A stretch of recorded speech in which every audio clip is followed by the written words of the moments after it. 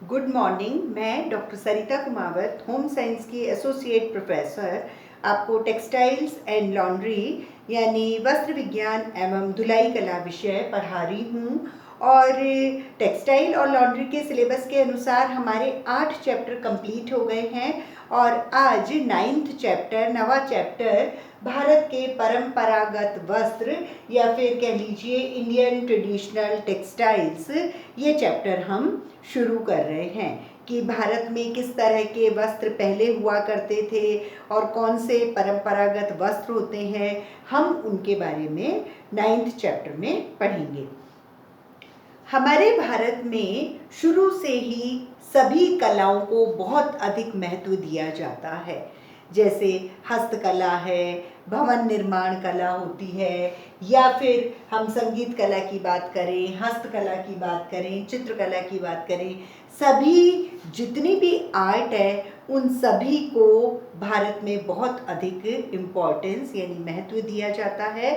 और वैसे ही वस्त्र निर्माण जो है कला, उसको भी भारत में बहुत अधिक महत्व दिया जाता है। वस्त्र निर्माण कला को बहुत अधिक महत्व देते हैं, बहुत अधिक प्रोत्साहित करते हैं, जिससे कि ये जो यहाँ के वस्त्र होते हैं, जो परंपरागत वस्त्र इंडिया के, वो बाहर भी जाके और बहुत ज़्यादा फेमस हो जाते हैं और वहाँ के लोग इनको पसंद करते हैं।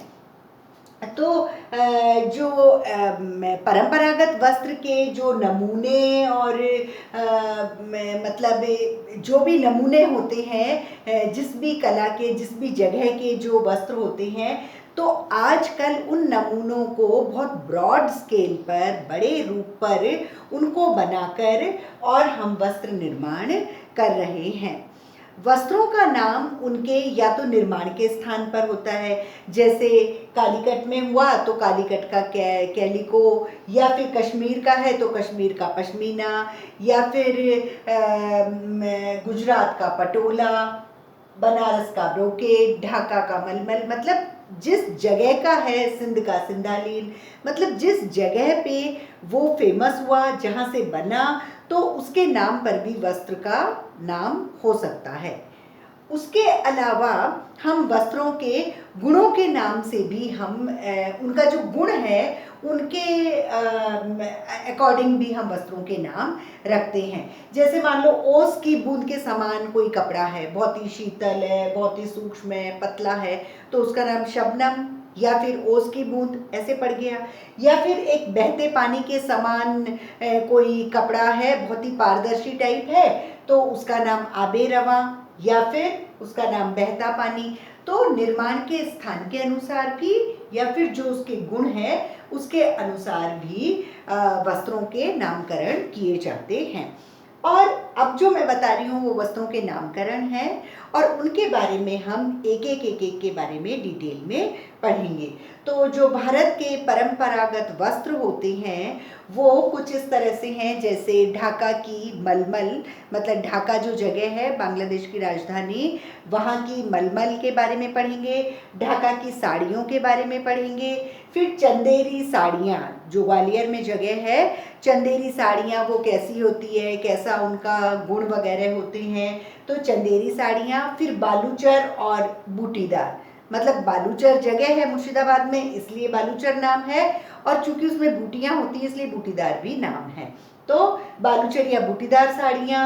या फिर ब्रोकेड, ब्रोकेड बहुत तरह के हैं तो ब्रोकेड में उसके बारे में पढ़ेंगे। फिर है पीताम्बर या पैठनी, ये एक ही नाम है।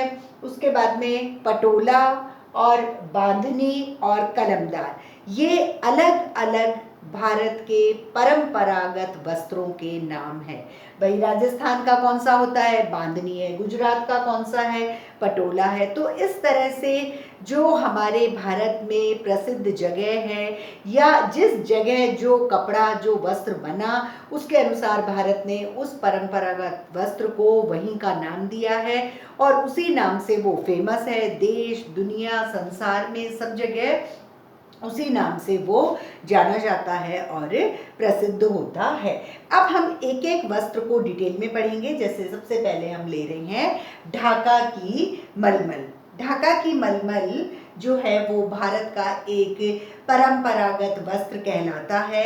परंपरागत वस्त्र इसलिए कहलाता है क्योंकि ये पुराने समय से ढाका की मलमल वस्त्र बनता चला आ रहा है, उसके बारे में हम सुनते आ रहे हैं। और बांग्लादेश की राजधानी है ढाका, और विश्व में सबसे पतला, सूक्ष्म, बारीक, बहुत ही कोमल मलमल सिर्फ बांग्लादेश की राजधानी ढाका में ही बनाया जाता है। और वो इतना पतला और सुंदर होता है, ऐसे लगता है जैसे वहाँ के जो कारीगर हैं वो स्पेशल हैं, उनके मतलब हाथों में ही कोई जादू है कि वो इतना पतला और कोमल और महीन मलमल जो है वो अपने हाथों से बनाते हैं। इतने दुर्लभ वस्त्र को वो अपने हाथों से बनाते हैं। मतलब इसके लिए ये भी कहा जाता है, डॉक्टर वॉटसन ने तो ये भी लिखा है कि ये इतना दुर्लभ, इतना पतला महीन कपड़ा है, महीन मलमल है कि हम मशीनों से भी इतने पतले मलमल को नहीं बना सकते हैं। उसके अलावा इसके लिए बहुत कहावतें प्रसिद्ध है ढाका की मलमल के लिए। इसके लिए एक बहुत बड़ी कहावत है कि इतना पतला वस्त्र होता है कि जो अंगूठी होती है उसमें से भी इसका पूरा थान निकाल सकते हैं। या फिर ये कह सकते हैं कि एक माचिस की डिबिया में भी इसके 9 मीटर के थान को समेट के और रख सकते हैं। आप सोचो कितना पतला और कोमल और महीन धागा और उसकी बनावट होगी कि ढाका की मलमल का वस्त्र कितना पतला बनता होगा कि हम माचिस में समेट के रख सकते हैं, अंगूठी में से निकाल सकते हैं। इस तरह की इसकी कहावतें होती हैं। उसके अलावा अगर हम 10 मीटर के थान को देखते हैं कि वो कितने दिन में बनता है, क्योंकि हाथ से बन रहा है, तो 10 मीटर का ढाका का मलमल का जो थान है वो करीब 5 महीने में तैयार होता है। और अगर 1 मीटर अर्ज का जो चौड़ाई होती है, वो 1 मीटर अर्ज की चौड़ाई का अगर 15 मीटर कपड़ा हो, तो अगर हम उसका वजन नापते हैं तो सिर्फ 900 ग्राम, 1 किलो भी नहीं है, 1 किलो में 1000 ग्राम होते हैं। तो अगर 15 मीटर कपड़ा है और उसकी चौड़ाई 1 मीटर अर्ज की है, तो आप ये देखें कि 15 मीटर कपड़े का वजन सिर्फ 900 ग्राम होता है। कितना सूक्ष्म, पतला और बारीक कपड़ा ढाका का मलमल होता है। ढाका की मलमल के बुनाई में जो धागे होते हैं वो धागों की संख्या करीब 1000 से 1800 धागे उसमें एक साथ होते हैं। आप सोचो बहुत ही पतले और कोमल होते हैं, महीन होते हैं, तब जाके 1000 से 1800 धागे एक साथ उसमें काम में लेते हैं। और जब ढाका की मलमल की वीविंग होती है, बुनाई होती है, तो उस समय थोड़ी आर्द्रता का, थोड़ा मॉइस्चर होना चाहिए। बिना नमी, बिना मॉइस्चर ये नहीं इसकी बुनाई हो सकती है। इसलिए वर्षा ऋतु में सबसे ज़्यादा इसकी वीविंग होती है और नमी और आर्द्रता से इसके जो धागे हैं वो आराम से खिसक जाते हैं, बाकी सूखे होते ही वो टूट जाते हैं। अधिक ताप पे, अधिक गर्मी में ढाका के मलमल के जो धागे होते हैं बुनाई के, वीविंग के, वो बुनाई के वक्त ही टूट जाते हैं। इसलिए वर्षा के मौसम में इसको बुनाई की जाती है और जिससे कि वो टूटते नहीं हैं। तो आज जो अभी हम पढ़ रहे हैं वो चैप्टर है 9, भारत के परंपरागत वस्त्र, यानी इंडियन ट्रेडिशनल टेक्सटाइल्स। और इंडियन ट्रेडिशनल टेक्सटाइल्स को हमेशा से ही भारत में बहुत प्रोत्साहन दिया गया है, जैसे दूसरी कलाओं को दिया गया। और भारत में जिस जगह वो वस्त्र बना है, निर्माण हुआ है, उसी अनुसार उसका नाम दिया गया। जैसे कश्मीर का पश्मीना, गुजरात का पटोला, कालीकट का कैलिको, बनारस का ब्रोकेड, इस तरह से उन्होंने नाम भी दिया है। या फिर गुणों के आधार पर भी कई बार नाम दिए हैं, जैसे बहुत ही पतला है, ओस के बूंद के समान है तो शबनम या ओस के कण, या बहुत ही बहते पानी के समान पारदर्शी है तो उसका नाम आबे रवा या बहता पानी।